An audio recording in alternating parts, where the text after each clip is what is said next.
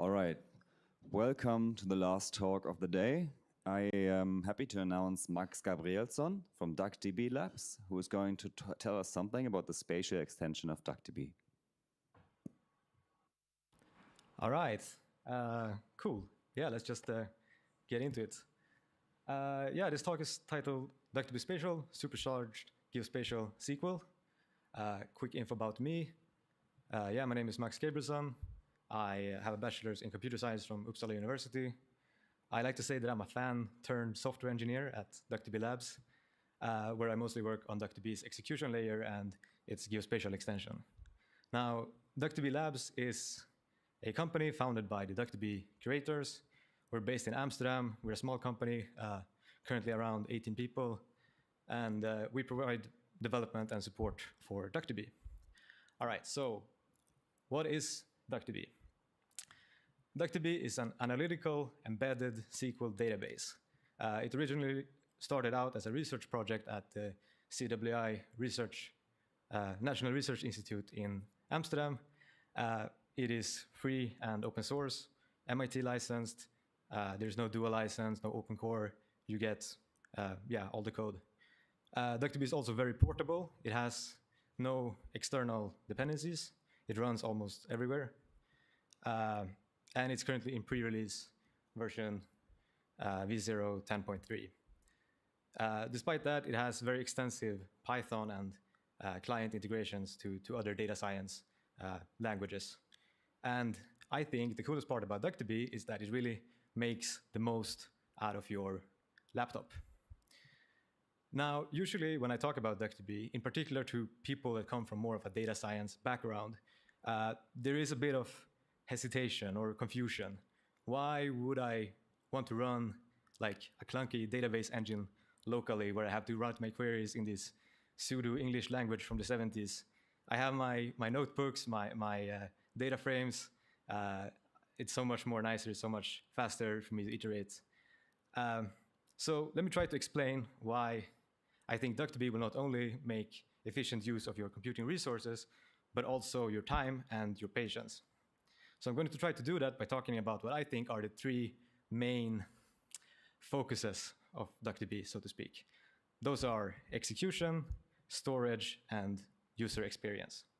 So let's just jump right into execution. Basically, any sort of query processing engine, whether or not it's a database or some cloud warehouse or a data frame, works in one of three ways. So the first way is what's called a row at a time execution model. Basically, if you imagine you want to process a big data set of tabular data, you iterate over all the rows one at a time. You chunk like one row through the pipeline at a time. And this is the classic database approach. This is how SQLite, Postgres, SQL Server, almost all classic SQL databases work. And it's great because it has a very low memory footprint. A lot of these tools are very old. They come from a time where RAM memory was very scarce, and you could almost never fit your whole working set in memory at the same time. The downside of this is that it has a very high CPU overhead. You spend a lot of CPU cycles not actually like operating on your data, but just shuffling rows around and synchronizing between different parts of your pipeline. So the alternative is the column at a time model. And this is like how almost all data frame libraries work. You basically keep your entire column in memory at the same time, and it's very efficient to just iterate through that. It's already there for you. You can also, if you really want to optimize, use these modern SIMD instructions that are present in most CPUs to make it go, or to implement a lot of operations even faster. The downside of this, of course, is that you have a very large memory footprint. You need to keep your whole column in memory, and any intermediate results also have to be materialized for the whole column. So a third way to do it that's becoming very trendy nowadays, I guess, is the vector at a time model that DuckDB, among many, use. And it's kind of like a best of both worlds. Instead of operating on a row at a time or at the whole column, you operate on a vector of rows, which is like a chunk of rows. And the trick here is to kind of optimize this vector size so that all of your current working rows fit into your CPU cache. So you don't even have to go out to memory to access it. Additionally, DuckDB is multi-threaded. Now, this isn't actually tied to the processing model. You can write multi-threaded row at a time and column at a time query engines as well. But it synergizes very well with vectorized processing because it's very natural to parallelize over vectors.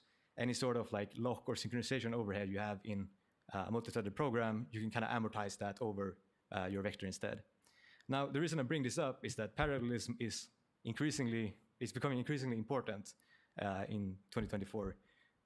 Even consumer-grade laptops like the M3 chip that was announced last year, I think they even came out with a new one just a couple of weeks ago, have like 16 cores in them, which is a ton of performance you're just leaving on the table if you can't make use of that.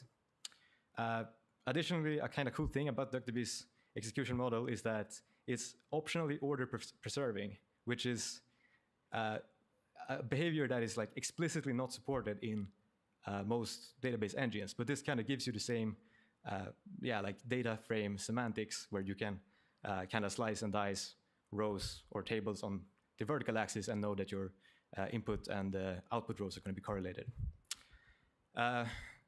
Now, this is kind of where a lot of the excitement for DuckDB tends to die down. People learn about the vectorized execution model. It's really fast. It goes really well in a lot of benchmarks. They use it to query their CSVs or Parquet files or whatever, but I think a critically underrated feature of DuckDB as well, especially for people in a more data science background, is that DuckDB as a database engine also provides you with storage. So, okay, why is this important? Here's a picture of every analytics or GIS project ever, right? You start out thinking, okay, I'm going to keep it clean. I have my data subdirectory. You get some exported CSV files somewhere. Of course, it's dirty. You have to manually clean it yourself. You got your shape files. There's some auxiliary file missing always. You have some GeoJSON, but you have to manually split it up into multiple parts because GeoJSON is a terrible format. You start out with your main py, then you realize it's too annoying, so you switch to a notebook instead. At some point, your coworker asks you to send over some data, so you just zip everything and drop it into Google Drive. You have your worker script to run some annoying batch job in the background. And at some point, finally, you realize you get some useful result. You produce your Parquet file because you want to leave the world in a better place than you found it. But of course, Parquet doesn't do updates, so obviously something was wrong and you end up with the dreaded final v2. The thing is, if you recognize this picture, then you need a database. This is the exact problem that like a database is trying to solve, managing your data. And by not using a database, you have offloaded all this work onto you, basically. So this is another reason why I think DuckDB is pretty compelling. DuckDB provides a storage backend. It's a common misconception that DuckDB is an in-memory database. That's not true. DuckDB has a database file format where, similar to SQLite, one database is represented as one file. So it's very easy to share and back up. And also, because this is a proper database, it supports updates. You have these ACID properties that most databases usually provide. Also, you have transactions, which, again, criminally underrated feature. Even if you are the only one operating on your data in your database, having access to transactions is great because you can set up this big transformation pipeline in a transaction. You can create tables, delete tables, update tables, whatever, and you know that either all of this is going to succeed or nothing is going to succeed, and the database is going to revert back to its previous state. Of course, you can store multiple tables in one database, but internally, DuckDB will also store the columns individually on disk. This is pretty great because DuckDB also stores fast, or like per column statistics, basically, so it's very fast to search on disk for specific values in specific columns. Also, because columns are stored separately, we can apply specialized lightweight compression algorithms on these. Data that's like in the same column usually compresses much better than if you do it row-wise. They have the same data type and they usually share the same sort of distribution, right? So there's no less entropy, I guess. And in practice, this can save you almost 3 to 5 times on storage use. And paradoxically, this also improves query speed. Even though you're doing more work to compress and decompress, when you're reading data from disk, the bottleneck is not actually your CPU, it's your disk. So it's much faster to store data compressed and decompress it in memory than it is to store data uncompressed and try to read it back. So this is a chart of how DuckDB's compression has improved throughout the years. This is actually a pretty old figure. This is like, the last one is 0.6, we're on 0.10 now. We actually have this new compression algorithm out of CWI that is like super state-of-the-art for floating point compression. I don't have any numbers on it, but it replaces both the FSSD and GIMP. So I expect this number to be even better today than it was in 2022. All right, lastly, I want to talk about UX. So DuckDB has this in-process deployment model, meaning there's no separate server. So there's no config, there's no environment, God forbid there's no Docker. And a great thing about this is that you also have very minimal transfer delay / overhead to get data in and out of DuckDB. If you have, I don't know, compute some big result in Postgres and you want to pull this into your notebook, Postgres first has to serialize this result into some binary encoding, ship that over the wire, and then deserialize it back in your client library, and then eventually it ends up in Python or whatever. But because DuckDB runs in process, you can skip almost all of that. This also means it's very easy to run DuckDB as part of a larger system, not just as an end user tool, but also as a component in a bigger, I don't know, data warehousing solution, right? So you can run DuckDB, of course, in the backend, just slap together a fast API server and import DuckDB. You can run it in the client if you have some sort of client application. It even runs in the browser using WASM, which of course isn't as fast, but it's much faster than JavaScript. And it also even runs on your phone, and I think my watch, but I haven't tried. Now, because DuckDB runs in process and shares the resources with your program, it tries to be a good guest, so to speak, by doing what we call graceful degradation. Now, this doesn't really sound like something a good guest would be up to. Like you don't really want to invite somebody over to be gracefully degraded, but graceful degradation is basically the answer to the question, what do you do when you run out of RAM? And in DuckDB's case, this means that almost all operators, the different parts of the database engine that executes different parts of a query, will spill to disk, meaning they will offload their intermediate result into a temporary file on your hard drive and then keep processing, and then in the end try to reassemble the final result. So the idea is that DuckDB should never crash, always make progress in some way. But this isn't just about not crashing. This is a figure of from a paper very recently published by my dear colleagues Lawrence and Hannes, together with Peter Bones, comparing DuckDB with some other database engines, running this big kind of group by query, where on the x-axis it's kind of the size of the data set, and the y-axis is execution time. And all of these databases run with a memory limit of 32 gigabytes. So you can see how once you reach that 32 gigabyte dataset size, some of these engines tend to either abort or time out, or they get this really sharp performance spike where they need all of a sudden to read stuff from disk. While DuckDB tries at least to have more of a smooth transition, to not just immediately hit this wall once you run out of memory. Okay, so these are all things that run kind of under the hood to make DuckDB, or using DuckDB, a more pleasant experience. But we also try to make using DuckDB for the end user nicer. One of these things is what we call friendly SQL. So DuckDB's SQL dialect is this superset of the Postgres dialect. We actually use their like parser implementation, or used to use anyway. So we have a lot of funky syntax extensions, like from first syntax. You can swap the from and the select. You can do group by all, dynamic column selections, which are really nice if you have tables with a ton of columns, nested types, lambda functions, also a lot of like Python-inspired stuff, like list comprehensions and this kind of unified function call syntax where you can pretend functions are methods. Speaking of Python, DuckDB has a very special relationship with Python. It is by far, I think, our most well-developed like client integration. We actually have 3 different Python APIs. So there is the standard like Python DB API. If you used any other database through Python, this will look familiar with connections and cursors and whatnot. We also have this kind of crazy new thing where we try to implement a PySpark compatible API. So the idea is that you can just drop in, replace your PySpark code with DuckDB instead. But I think by far the best way to access DuckDB is through this relational API. And this is pretty cool because basically how it works is that you kind of chain together these operators through Python. But this is a completely lazy API, meaning nothing actually gets executed until you have like one of these terminating statements like show or toTable or fetch.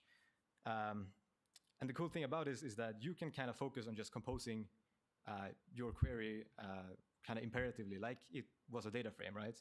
But DuckDB still has access to the entire query plan at once you call show. So DuckDB can use all of the different like optimizations and query rewriting and reorder your operators to be more efficient. And you don't have to think about that. You just write it as you want to. We also have this really cool thing with zero copy data frame interoperability. So in this case, you can create like a Pandas data frame and then query it directly from DuckDB. You just say from df, and DuckDB will then look up anything in scope that looks like a data frame and read that memory immediately. You can also convert your results back into data frames if you want to continue working in data frame land. Use, kind of these methods and functions that DuckDB doesn't support, like plotting, right? And this also works with polars and Numpy and PyArrow as well. So it allows you to scan data frames and arrays in scope directly from memory. As I said, polars, Numpy, Pandas, and PyArrow. And this is like a product of being an in-process database. This is only really feasible because we share the same address space as Pandas or Python in this case. So the idea is that you can use the best tool for the job. All right, so far, what's missing? Spatial support, of course. So DuckDB has this thing called DuckDB extensions. These are basically compiled code modules, I guess, or plugins maybe. They are downloadable or loadable at runtime directly from within DuckDB, and they can provide types, functions, operators, optimizer rules, scans, all kinds of crazy stuff. You can write your own if you're proficient in C++. But at DuckDB Labs, our philosophy is basically that anything that isn't essential to DuckDB should be an extension. So we basically support and provide all of the available extensions that you would use in practice, like extensions adding JSON support, integrations with Postgres, MySQL, SQLite, AWS, Azure, and of course, Spatial. So DuckDB Spatial is the extension that I've been working on during my time at DuckDB Labs.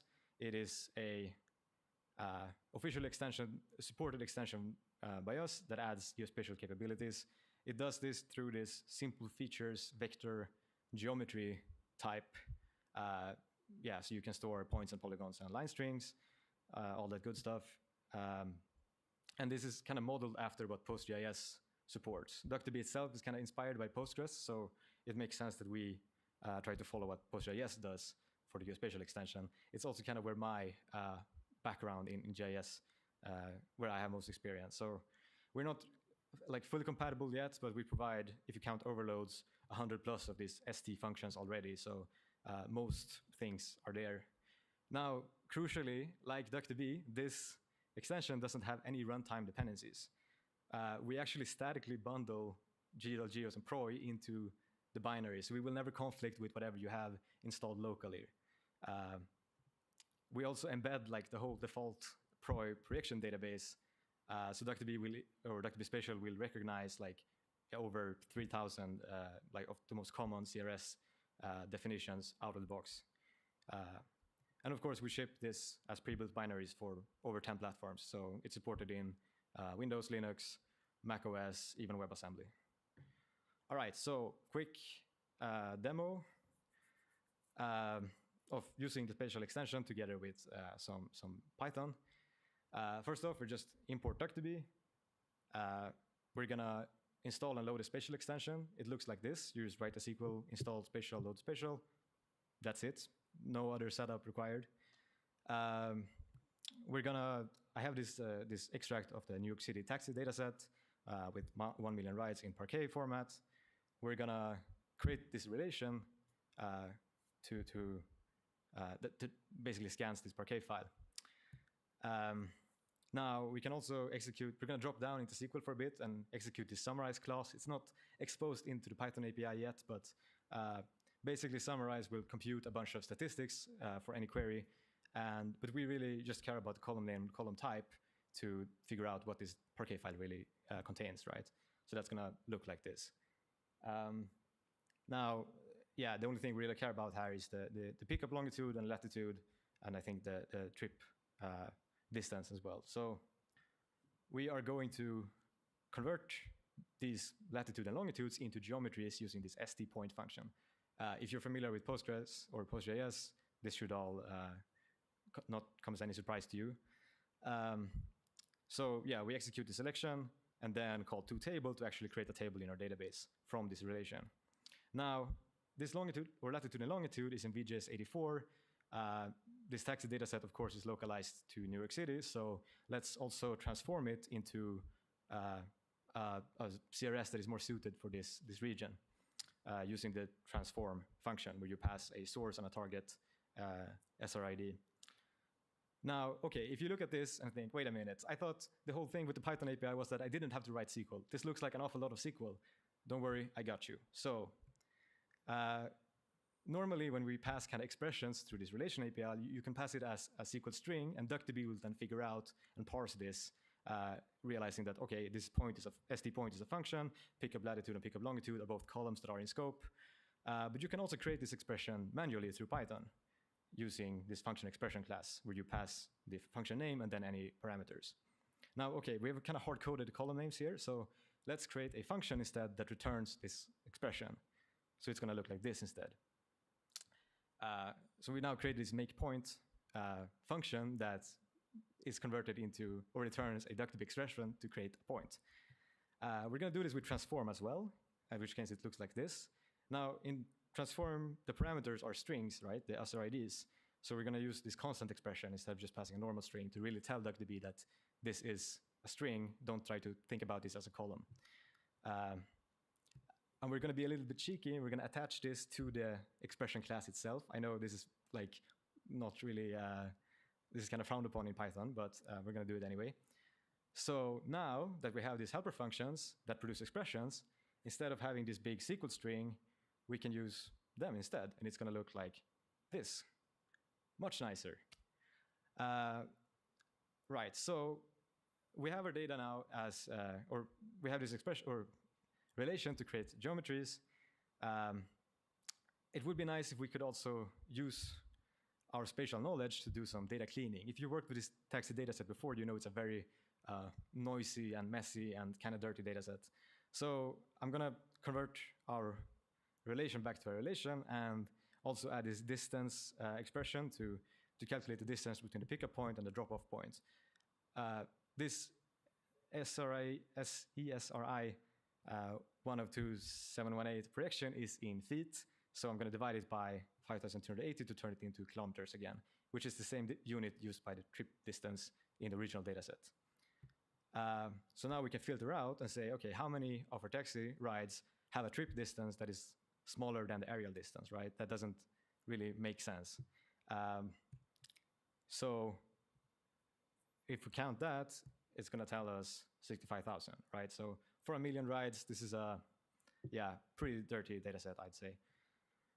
Now, instead of computing this count, I'm actually going to turn this back into a table producing relation, but injecting the filter instead. So we now have created this kind of cleaned, or a little bit cleaned at least, rides data set. Let's also look at creating some taxi zones. So I mentioned the DuckDB Spatial integrates with GDAL out of the box. So you can check or list all of the GDAL drivers available to you by invoking this stDrivers table function.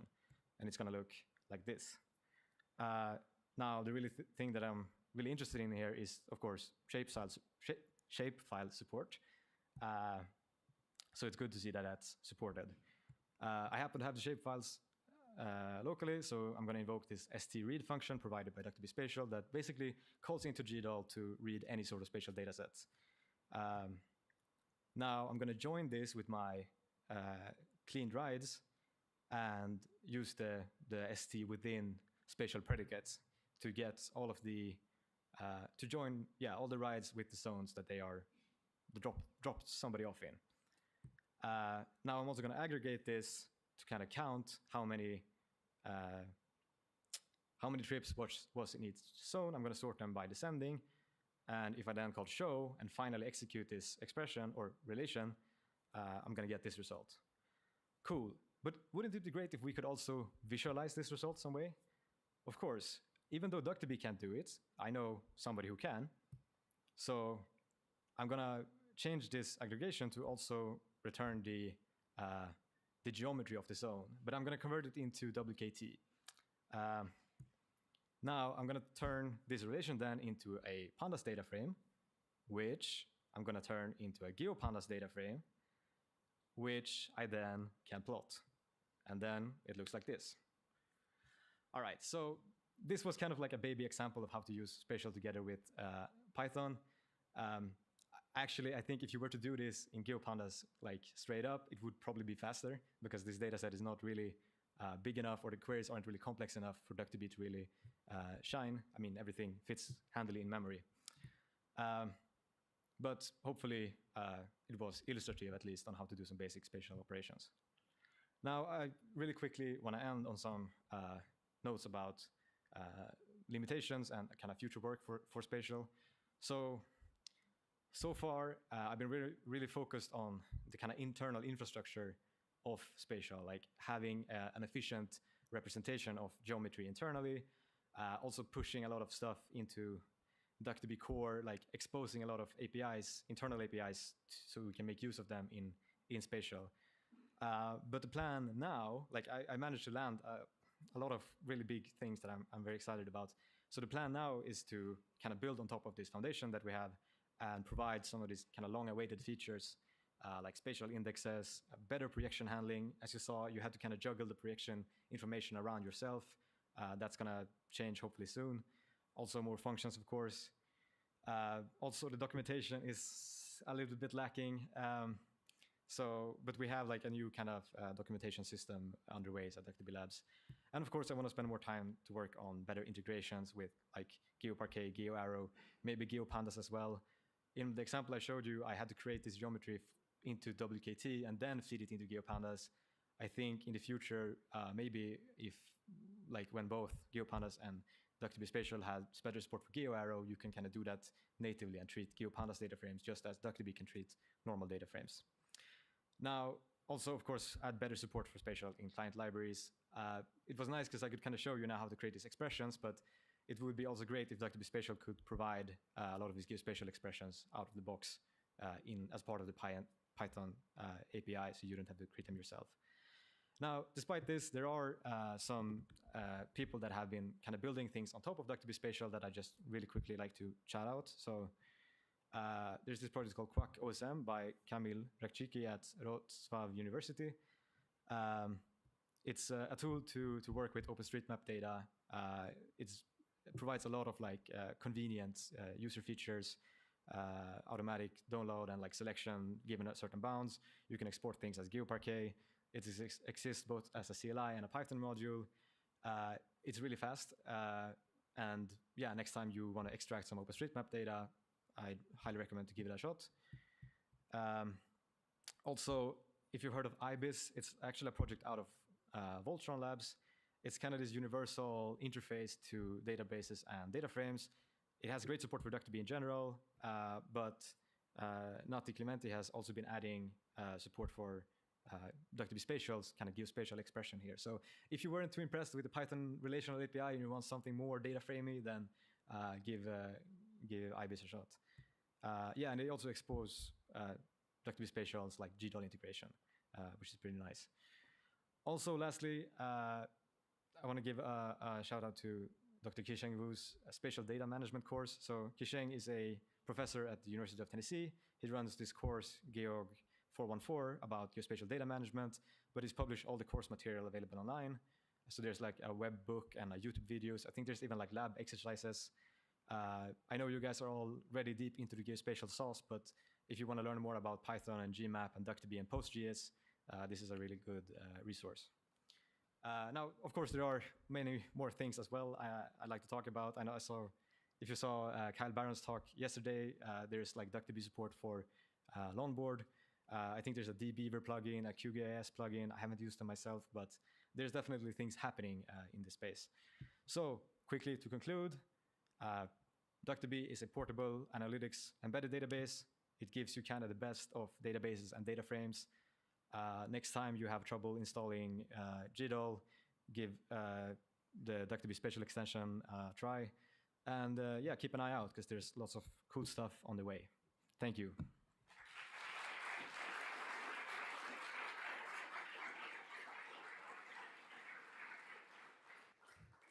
Thank you very much, Max Gabrielsson. Any questions?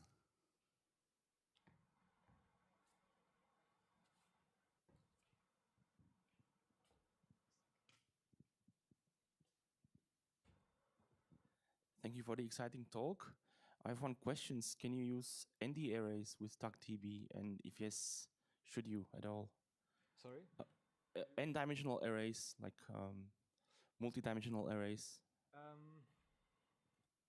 Yeah. So I think, or Mike, I guess please. I want to stand here. Yeah. I guess you're asking about raster support, right? I guess you're asking about support for raster data, maybe. Yeah. So, okay. We actually got a really impressive contribution from a third party that added support for managing rasters, or at least work in progress support for managing rasters through GDAL in DuckDB Spatial. I think I will eventually have a look at merging that. I don't necessarily think that rasters are a good fit for DuckDB's execution model, right? A big problem that I've had to deal with, a big challenge with even just vector geometries, is that geometries tend to be pretty big, and DuckDB as a vectorized engine needs to keep a lot of things in memory at the same time. Yeah, rasters are a lot bigger than vectors. Like if you were to load, I think the standard vector size in DuckDB is like 2048 elements. So if you were to load like 2048 rasters that are like 512 times 512, 4 bands, you're looking at like 2 gigabytes for just a single vector. And DuckDB creates a lot of these. So I don't know. I think we might maybe have something in that. I think we might support it soon, but it's going to be like use at your own risk kind of thing. Yeah. I have a question. Do you support 3-dimensional Yes. shapes? This was one of the big things that I've been working on this spring. Yeah, like PostGIS, we support Z, M, and ZM. Also intersections and all these functions? If Geos does it, then we do it too. I don't know. I think intersections are probably 2D as far as I can tell in Geos so far. Yeah. Any more questions?